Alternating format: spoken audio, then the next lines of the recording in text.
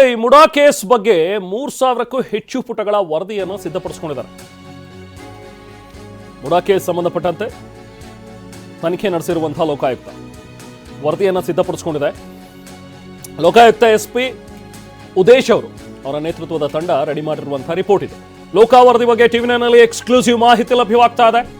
ಇವತ್ತೇ ನ್ಯಾಯಾಲಯಕ್ಕೆ ವರದಿ ಸಲ್ಲಿಸ್ತಾರೆ, ಆ ಸಾಧ್ಯತೆಗಳಿವೆ. ಕೋರ್ಟ್ ಗಡುವಿನ ಒಳಗೆ ವರದಿ ಸಲ್ಲಿಕೆಗೆ ನಿರ್ಧಾರ ಮಾಡಿದ್ದಾರೆ.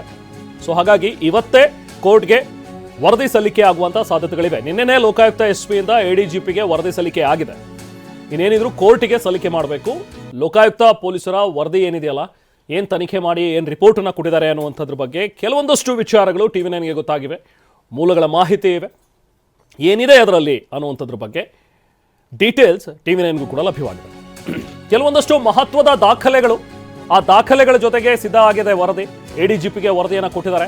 ವರದಿಯಲ್ಲಿ 25ಕ್ಕೂ ಹೆಚ್ಚು ಮಂದಿಯ ಹೇಳಿಕೆ ದಾಖಲಾಗಿದೆ. 17A ಅಡಿಯಲ್ಲಿ ಏನು ತನಿಖೆಗೆ ಅವಕಾಶವನ್ನು ಕೊಟ್ಟಿದ್ರು, ಅದರ ಅಡಿಯಲ್ಲೇನೆ ವರದಿಯನ್ನು ಸಿದ್ಧಪಡಿಸ್ಕೊಂಡಿದ್ದಾರೆ. ಆಡಿಯೋ, ವಿಡಿಯೋ, FSL ವರದಿಗಳು ಎಲ್ಲವನ್ನೂ ಕೂಡ ಅಟ್ಯಾಚ್ ಮಾಡಿದ್ದಾರೆ.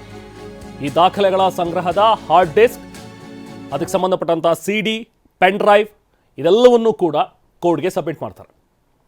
ಕೆಸರೆ ಗ್ರಾಮದ ಸರ್ವೆ ನಂಬರ್ 464ರ 3 ಎಕರೆ 16 ಗುಂಟೆ ಭೂಮಿಗೆ ಸಂಬಂಧಪಟ್ಟಂತೆ ನಡೆದಿರುವಂತಹ ತನಿಖೆ ಇದು. ಡೀಟೇಲ್ಸ್ ಪಡೆಯೋಣ ನಾವು ಪ್ರತಿನಿಧಿ ರಾಮ್ ಅವರಿಂದ. ರಾಮ್, ಈಗ ಮುಡಾ ಕೇಸ್ಗೆ ಸಂಬಂಧಪಟ್ಟಂತೆ ರಿಪೋರ್ಟ್ ರೆಡಿ ಆಗಿದೆ, ADGPಗೂ ಕೂಡ ಸಲ್ಲಿಕೆ ಮಾಡಿದ್ರೆ ಇವತ್ತೇ ಕೋರ್ಟ್ಗೆ ಸಬ್ಮಿಟ್ ಮಾಡ್ಬೋದಾ? ಏನೇನು ಡೀಟೇಲ್ಸ್ ಸಿಕ್ಕಿದೆ ಈಗ ವರದಿ ಬಗ್ಗೆ ಏನಾದರೂ ಶೇರ್ ಮಾಡ್ಬೋದಾ? ರೆಹಮಾನ್, ಖಂಡಿತವಾಗಿಯೂ ರಾಜ್ಯ ಮತ್ತು ದೇಶದಲ್ಲಿ ಸಂಚಲನ ಮೂಡಿಸಿದಂತಹ ಮೈಸೂರು ನಗರಾಭಿವೃದ್ಧಿ ಪ್ರಾಧಿಕಾರದಲ್ಲಿ ಸಿಎಂ ಸಿದ್ದರಾಮಯ್ಯ ಅವರು ತಮ್ಮ ಪ್ರಭಾವವನ್ನ ಬಳಸಿ ತಮ್ಮ ಪತ್ನಿಗೆ 14 ನಿವೇಶನಗಳು ಕೊಡಿಸಿದ್ದಾರೆ ಅನ್ನೋ ಒಂದು ಪ್ರಕರಣ ಲೋಕಾಯುಕ್ತದಲ್ಲಿ ತನಿಖೆ ಆಗ್ತಾ ಇತ್ತು. ಆ ತನಿಖೆ ಈಗ ಸಂಪೂರ್ಣಗೊಂಡಿದೆ. ಟಿವಿ9ಗೆ ಮೂಲಗಳ ಮಾಹಿತಿಯ ಪ್ರಕಾರ ಆ ಒಂದು ಏನು ವರದಿ ಇದೆ, 3,000ಕ್ಕೂ ಹೆಚ್ಚು ಪುಟಗಳ ವರದಿಯನ್ನ ಲೋಕಾಯುಕ್ತ SP ಉದೇಶ್ ಅವರು ಈಗಾಗಲೇ ಸಿದ್ಧವನ್ನ ಪಡಿಸಿಕೊಂಡಿದ್ದಾರೆ. ಅಗತ್ಯ ದಾಖಲೆಗಳು ಮತ್ತೆ ಅದರ ಜೊತೆಗೆ ಬೇಕಾದಂತಹ ಎಲ್ಲ ಪೂರಕ ಅಂಶಗಳೊಂದಿಗೆ ಈಗಾಗಲೇ ಅವರು ADGPಗೆ ಆ ವರದಿಯನ್ನ ಸಲ್ಲಿಸಿದ್ದಾರೆ. ಹಿಂದೆ ನ್ಯಾಯಾಲಯಕ್ಕೆ ಸಲ್ಲಿಸುವಂತಹ ಸಾಧ್ಯತೆ ಇದೆ. ಯಾಕಂದ್ರೆ ನ್ಯಾಯಾಲಯ ಗಡುವನ್ನ ವಿಸ್ತರಣೆ ಮಾಡಿತ್ತು. ಆ ಗಡುವು ನೀಡಿದಂತಹ ಒಳಗಾಗಿ ಆ ವರದಿಯನ್ನು ನೀಡುವುದಕ್ಕೆ ಲೋಕಾಯುಕ್ತ ಎಲ್ಲ ಸಿದ್ಧತೆಗಳನ್ನ ಮಾಡ್ಕೊಂಡಿದೆ.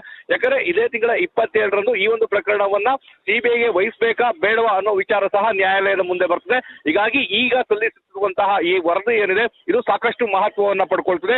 ಹೀಗಾಗಿ ಒಂದು ಸುದೀರ್ಘವಾದಂತಹ ತನಿಖೆಯನ್ನ ಲೋಕಾಯುಕ್ತ SP ಅವರು ನಡೆಸಿದ್ರು.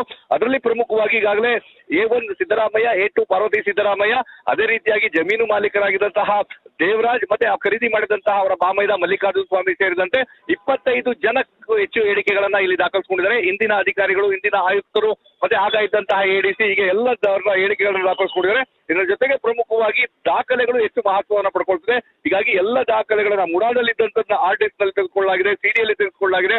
ಪೆನ್ ಡ್ರೈವ್ ಮುಖಾಂತರ ಸಾಕ್ಷಿ ದಾಖಲೆಗಳನ್ನ ತೆಗೆದುಕೊಂಡು ನೀಡುವಂತಹ ಕೆಲಸವನ್ನ ಇವತ್ತು ಕೋರ್ಟ್ಗೆ ಮಾಡ್ತಾರೆ. ಪ್ರಮುಖವಾಗಿ ಇರುವಂತದ್ದು ವಿಜಯನಗರದಲ್ಲಿ 14 ಬದಲಿ ನಿವೇಶನಗಳ ಪಡ್ಕೊಂಡಂತದ್ದು, ಮತ್ತೆ ಕೆಸರೆ ಗ್ರಾಮದಲ್ಲಿ ಸರ್ವೆ ನಂಬರ್ 464ರಲ್ಲಿ 3.16 ಎಕರೆ ಭೂಮಿಯ ಮಾಹಿತಿ ಏನಿದೆ, ಅದು ಯಾರು ಖರೀದಿ ಮಾಡಿದ್ರು, ಯಾರ ಕೈಯಿಂದ ಅದು ಬದಲಾಗಿತ್ತು, ಯಾವ ಅಧಿಕಾರಿಗಳ ಕಾಲಾವಧಿಯಲ್ಲಿ ಆಗಿತ್ತು, ಹೀಗೆ 1994ರಿಂದ 2024 ಎಲ್ಲ ಘಟನಾವಳಿಗಳನ್ನು ಸಹ ದಾಖಲೆ ರೂಪದಲ್ಲಿ ಸಂಗ್ರಹಿಸುವಂತಹ ಕೆಲಸವನ್ನು ಮಾಡಿದ್ದಾರೆ. ಹೀಗಾಗಿ ಈ ಒಂದು ಮಹತ್ವದ ಏನು ವರದಿಯನ್ನ ತಯಾರು ಮಾಡಲಾಗಿದೆ, ಇದು ಕೋರ್ಟ್ಗೆ ಏನು ಸಬ್ಮಿಟ್ ಆಗ್ತಾ ಇದೆ, ಇದು ಸಾಕಷ್ಟು ಮಹತ್ವವನ್ನ ಪಡ್ಕೊಳ್ತದೆ. ಯಾಕಂದ್ರೆ ಪ್ರಮುಖವಾಗಿ ಈಗ ಬರಬೇಕಾಗಿರುವಂತದ್ದು 27ರಂದು ಈ ಒಂದು ಪ್ರಕರಣದ ತನಿಖೆಯನ್ನ ಲೋಕಾಯುಕ್ತರು ಏನ್ ಮಾಡಿದರೆ CBIಗೆ ವಹಿಸಬೇಕು ಅಂತೇಳಿ ದೂರದಾರ ಸ್ನೇಹಮಯ ಕೃಷ್ಣ ಒಂದು ಅರ್ಜಿಯನ್ನ ಸಲ್ಲಿಸಿದ್ರು. ಅದರ ಮೇಲೆ ಪ್ರಭಾವ ಬೀರಲಿಕ್ಕೆ ಮತ್ತೆ ಅದರ ಮೇಲೆ ನಿರ್ಧಾರಕ್ಕೆ ಈ ಒಂದು ವರದಿ ಸಾಕಷ್ಟು ಮಹತ್ವವನ್ನ ಪಡ್ಕೊಳ್ತದೆ. ಮತ್ತೆ ಟಿವಿ9 ವರದಿ ಸಹ ಬಿತ್ತರ ಮಾಡಿತ್ತು. ಯಾಕಂದ್ರೆ ಅಲ್ಲಿ ಲಭ್ಯವಿರುವಂತಹ ಮಾಹಿತಿಯ ಪ್ರಕಾರ ಈಗಾಗಲೇ ಸಿಎಂ ಸಿದ್ದರಾಮಯ್ಯ ಮತ್ತೆ ಅವರ ಪತ್ನಿಗೆ ಕ್ಲೀನ್ ಚೀಟ್ ನೀಡುವಂತಹ ವರದಿಯಲ್ಲಿ ಮೆನ್ಷನ್ ಮಾಡಲಾಗಿದೆ ಅಂತೇಳಿ ಇದು ಈಗ ಸಾಕಷ್ಟು ಕುತೂಹಲಕ್ಕೆ ಕಾರಣವಾಗಿದೆ. Rahman. Okay, thank you Ram.